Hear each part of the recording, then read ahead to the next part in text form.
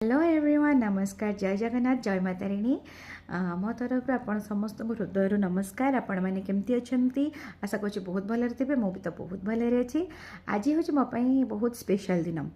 तो स्पेशल दिन माने तो आपण मैंने जेहेतु मो परिवार सदस्य भली तो आपण मान तो सेयार न कले केमी हम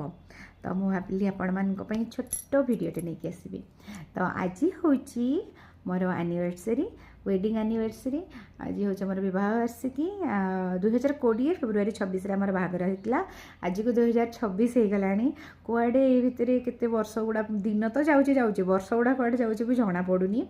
ये भितर केते दुख सुख भरा जीवन आमर मनीष माने ही तो आज्ञा दुख सुख सब लगी मु भगवान पाखे सब प्रार्थना करुच्ची कि आमर दाम्पत्य जीवन एमती सुखमय है कि दुख सुख लगी रही कि से भितर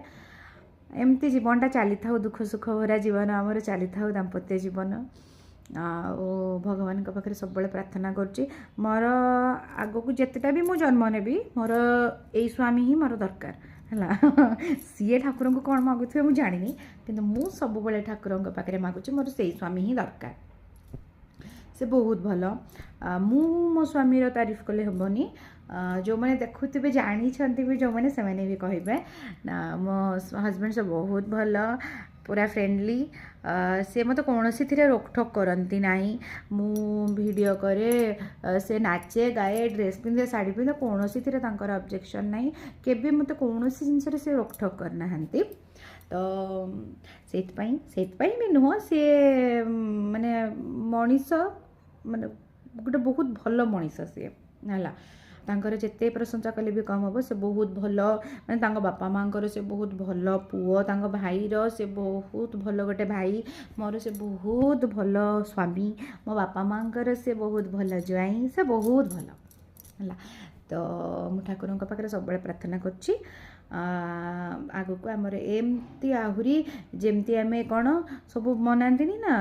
silver jubilee golden jubilee platinum jubilee आम केते सारा जुबली मनइबू एमती सब जी सारा मोर जुबली हम एत पूरा जोर जोर बुड़ी फुड़ी तो हो जाइए किंतु सेते भी मुझे सहित वीडियो शेयर करी तो जो मैंने मो वीडियो देखुंट दयाकोरी तो आपण मानकर सपोर्ट टी निहाती दरकार ना तो आपण मैंने दयाकोरी फेसबुक रे जो मैंने देखुं फॉलो लाइक शेयर करूँ निहाती भाव में कमेंट्स टे भल मीठा मीठा कमेंट देवे यूट्यूब रे भी जो मैंने देखुं दयाकोरी please please please share subscribe comments भी दिंतु आपण मानकर सपोर्ट निहाती भाव में दरकार आमको बहुत सारा आज मीठा मीठा कमेंट रे मो कमेंट बॉक्स जल्दी जल्दी भर्ती कर दिंतु।